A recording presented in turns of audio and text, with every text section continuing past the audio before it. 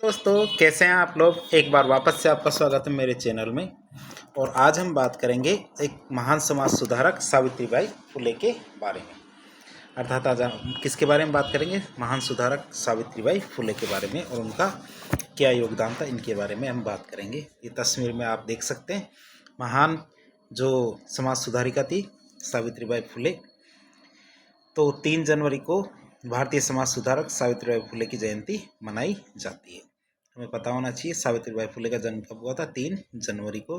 तो 3 जनवरी को क्या होता है? सावित्रीबाई फुले की जयंती मनाई जाती है। अब सावित्रीबाई फुले से संबंधित कुछ बातें कर लेते हैं। जो महाराष्ट्र है वहाँ पे एक नए गांव है। महाराष्ट्र में नए गांव में 3 जनवरी 1831 को सावित्रीबाई फुले का जन्म हुआ था। 3 जनवरी 1831 को सावित्रीबाई फुले का जन्म हुआ था। कहाँ? महाराष्ट्र के नए गांव। और सावित्रीबाई फुले को भारत की सबसे पहली महिलावादी माना जाता है। अर्थात जो महिलाओं के बारे में बात करती थी, महिलाओं के हितों के लिए कार्य करती थी, ऐसा किसे माना जाता है? भारत की पहली महिलावादी किसे माना जाता है? सावित्रीबाई फुले को।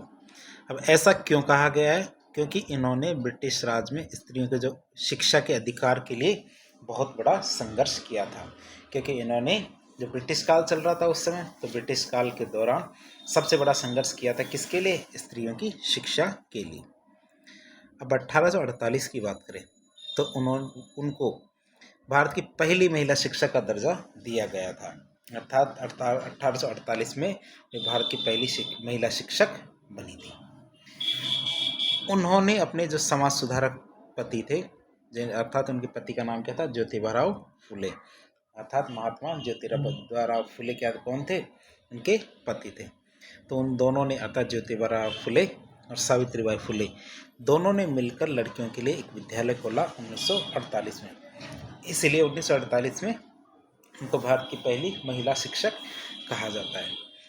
अब पति पत्नी अर्थात ज्योतिबाराव फुले और सावित्रीबाई फुले दोनों ने मिलकर जाति पर आधारित भेदभाव के विरुद्ध बहुत कार्य किया, अर्थात उसे मिटाने का प्रयास किया, जिसके लिए उन्हें पुणे के जो परंपरावादी समुदाय थे उनका प्रतिरोध भी झेलना पड़ा था। अर्थात जो पुणे था, तो पुणे के अंदर वो समाज जो इस चीज़ का विरोध करता था। तो उस समय वैसे भी महिलाओं को बहुत सारे अधिकार नहीं थे, जिसमें शिक्षा का अधिकार तो बिल्कुल नहीं था। तो उस समय के जो परंपरावादी लोग थे जो इसको गलत मानते थे, महिलाओं की शिक्षा को, तो उनका प्रतिरोध उनको झेलना पड़ा।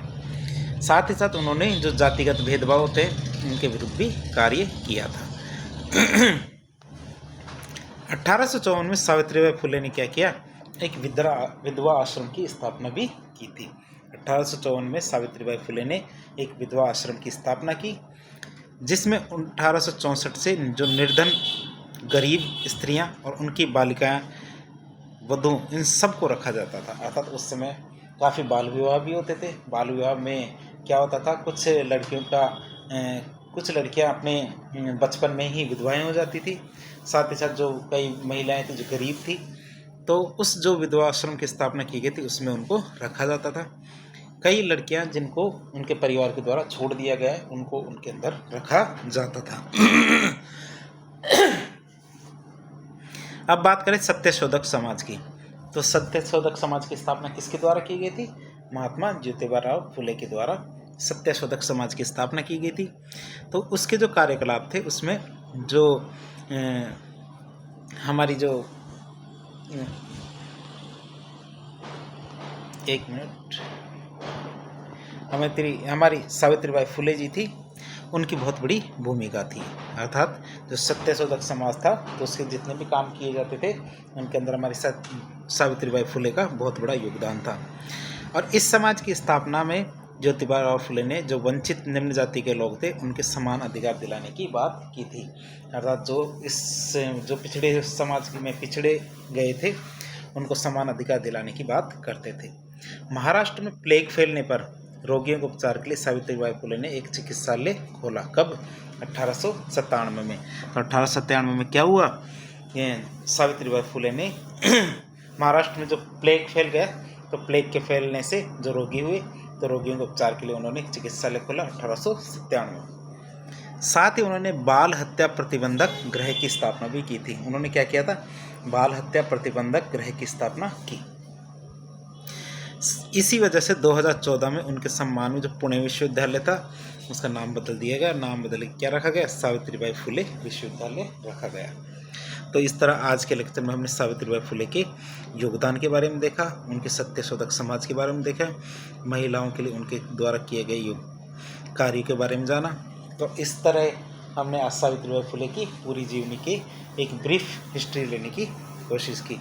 तो इस प्रकार की इन्फॉर्मेटिव वीडियोस देखने के लिए हमारे चैनल से जुड़े। वीडियो यदि पसंद आया तो लाइक करें, चैनल को सब्सक्राइब करें और अपने दोस्तों के साथ शेयर करें। धन्यवाद।